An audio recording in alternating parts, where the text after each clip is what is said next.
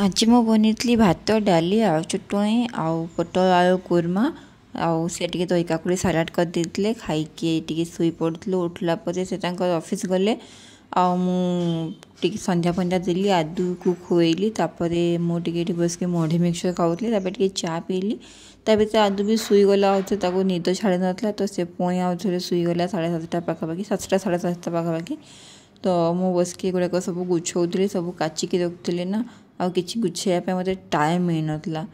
ତ ସେ ଶୋଇଲା ପରେ ବସିକି ତା ପାଖରେ ଏଇଠି ମୁଁ ଗୁଛଉଥିଲି ସବୁ ଚଉତି ଚୁତାକି ରଖିଥିଲି ଇଏ କଲେ ଯେଉଁମାନେ ଏକା ଇଏ କରନ୍ତି ସେମାନେ ବୁଝିପାରୁଥିବେ ମୁଁ କ'ଣ କହୁଛି ତ ତାପରେ ରଖି ରଖାକି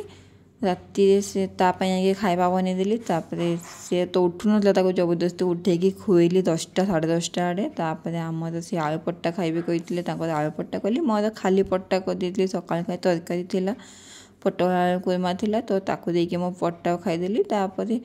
ଗଲୁ ଶୋଇବା ପାଇଁ ଆଉ ବାସ୍ ଭିଡ଼ିଓଟି ଭଲ ଲାଗିଲେ ପ୍ଲିଜ୍ ଚ୍ୟାନେଲକୁ ସବସ୍କ୍ରାଇବ୍ କରିଦେବେ ଆପଣମାନେ ସବସ୍କ୍ରାଇବ୍ କରୁନାହାନ୍ତି ପ୍ଲିଜ୍ ସବସ୍କ୍ରାଇବ୍ କରିଦେବେ